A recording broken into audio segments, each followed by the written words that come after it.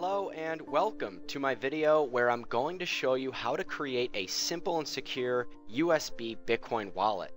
We're going to create this USB Bitcoin wallet using Multibit. Multibit is a free open source program that's available for Mac, PC, and Linux, and we're going to create this wallet offline, which is very important since malware or potential hackers would need to access your computer through the internet in order to steal your money. So by doing all of this offline, we can really lower the chances of getting hacked.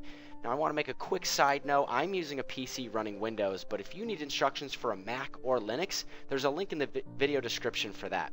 So let's get started. The very first thing we're going to do is download the Multibit wallet, and we can do that just simply by going to multibit.org.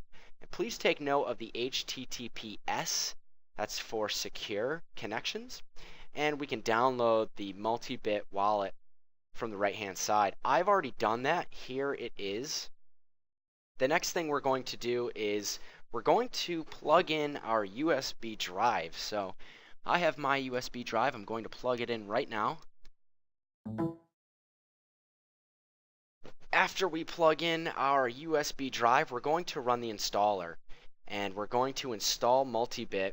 We're going to go through this wizard here, next, accept the terms, next.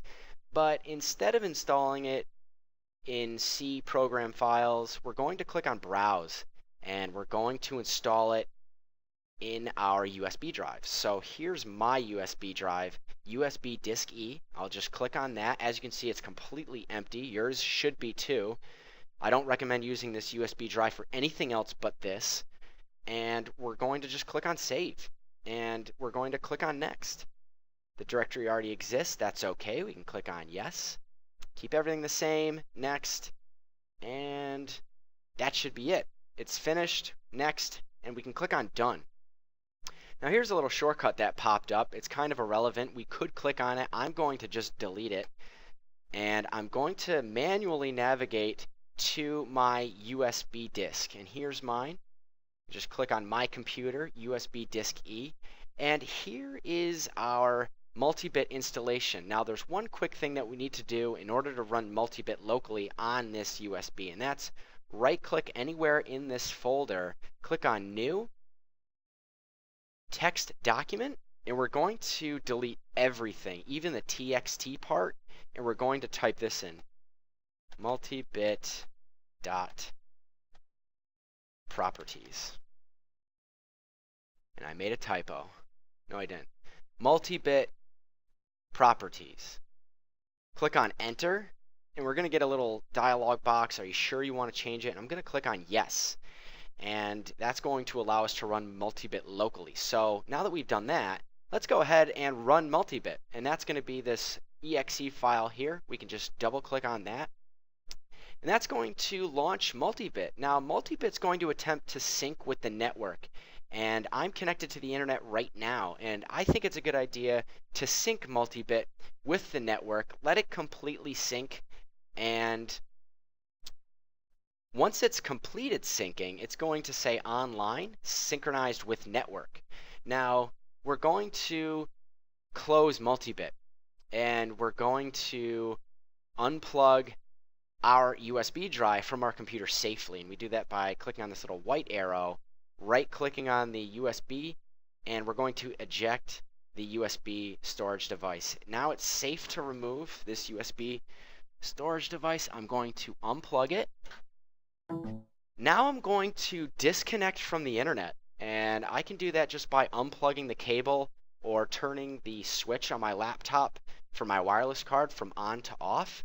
You can also right-click on the network icon down here in the bottom right-click, open network and sharing centers, change adapter settings, and we can right-click on our wireless adapter or our local area connection, and we can click on disable, and that's going to disconnect us from the internet. Now it's important that we disconnect ourselves from the internet before we restart our computer. Often there are programs that will start with your computer and connect to the internet immediately. So we don't want that to happen before we can disconnect. So we're going to disconnect from the internet. Now let's restart our computer, and when we do, we'll still be disconnected from the internet. Okay, now that we've plugged in our USB back into our computer, we're going to navigate to our USB drive. So here's my USB drive right here. Once again, we're just going to double click on the multibit.exe file. That's going to launch multibit. Now it's not going to be able to connect to the network, but that's okay. We can still create a new wallet. So let's click on New Wallet. And we're going to create a new wallet. Let's call this my USB wallet. And I'm not going to save this in my documents, and I'm not going to save this on my computer. I'm going to save it in my USB drive because that's what I'm going to be removing. So let's make sure that we click on our USB drive where we installed multibit, click on Save. And that's going to generate a new wallet for us. Now that we've created a new wallet, we need to password protect it. And so let's do that by clicking on File, Add a Password. And we can just type in a password here. Now this is the most important part of the tutorial because the password is the only way somebody could hack and get the coins. So it's up to you to use a password that has never been used for anything else before and is at least 10 characters long, and it contains uppercase and lowercase letters.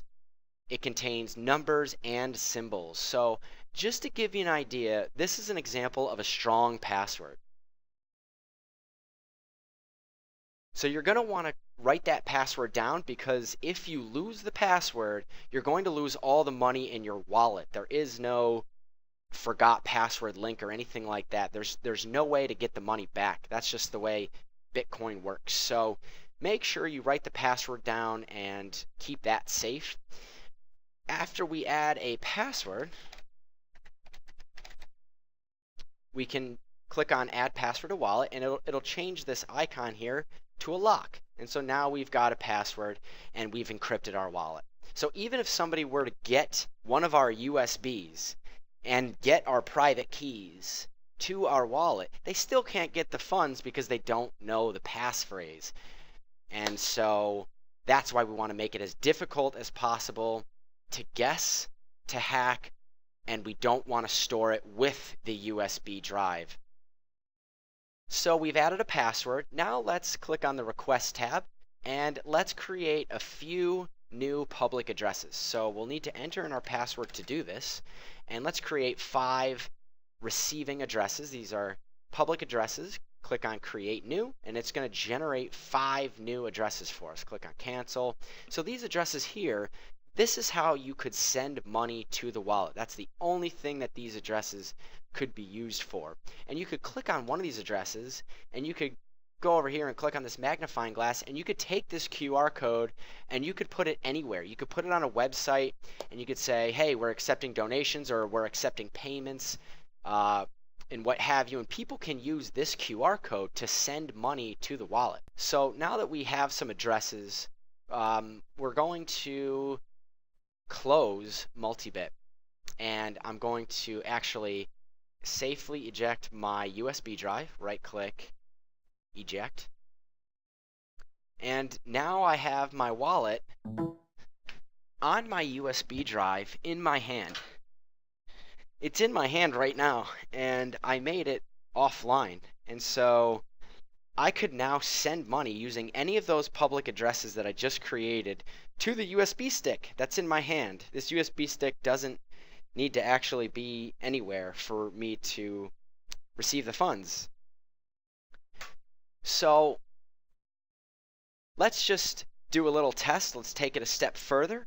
Let's pretend that somebody or ourselves wanted to send money into this wallet. So I'm going to send 50 cents into the USB stick that's in my hand.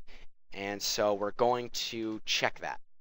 Okay, so I've just sent 50 cents to my USB Bitcoin wallet using one of those public addresses that we created.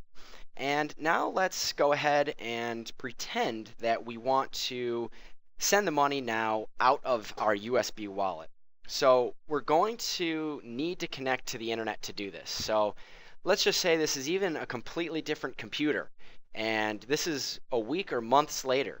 So we're on a different computer, And this computer that we're on is going to have internet, so let's re-enable the internet here.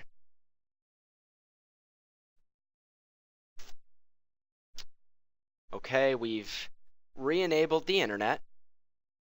And now let's reconnect our USB Bitcoin wallet. There we go. Okay, so now it's time to retrieve the funds from our wallet, and we're going to send them out of the wallet. And we can do that by opening up the USB. There it is right there. Here's the shortcut, multibit.exe. We're going to just launch that. And because we're connected to the internet, we're going to be able to synchronize with the network. And you can see that the money is already in here. So the second that we're able to connect to the internet, the money will appear in our wallet, and that's really all we need to do. Now we can just simply send the 50 cents to another address, and we can do that just by pasting a Bitcoin address in this field and then clicking on send, and that's how we would send the money out of the wallet. Now there's also something that you could do is check the contents of the wallet. So let's just say you have you're not sure how much money is in the wallet. People or yourself have been sending money to the USB wallet and you're not sure how much is in it. You could always just take one of your addresses and you could just copy it, and you can head over to blockchain.info. Once again, please take note of the HTTPS, and just take your public addresses and you can paste them or type them, and we can just search and we can see how many transactions and for how much. So you can see that no transactions have been made with the address that I just punched in, but I have 6. So which address did I just use? Well, you know what, to be honest, I don't remember. So if I wanted to, I could just simply copy each of these until I find the one that I just used, which is this one. And you can see that it's had 1 transaction, total received 50 cents. So this is a way to check how much money is in your USB Bitcoin wallet without having to plug in your wallet and sync to the internet. So I just wanted to point that out. I created 6 addresses right here. You could use one, but that's how you could check the balance of your wallet without actually needing the USB device. So also, I just wanted to make one final note. You should back up your USB drive so that if anything happens to it, you have a second or a third or even a fourth backup copy of your USB drive that you can fall back on and use to recover your funds. So to do that, you would just simply plug your USB drive into your computer and you would just copy the contents, right-click, copy, and then you would paste them into a fresh second USB drive. So I just wanted to point that out, and it's very important to do that as well. Okay, that's how you create a USB Bitcoin wallet, and that's fairly secure, and we made it offline. So I hope you enjoyed the video. I hope you were able to follow along. If you have any questions or comments, like always, please feel free to leave a comment. And yeah, thanks so much for watching, and I'll see you in the next video.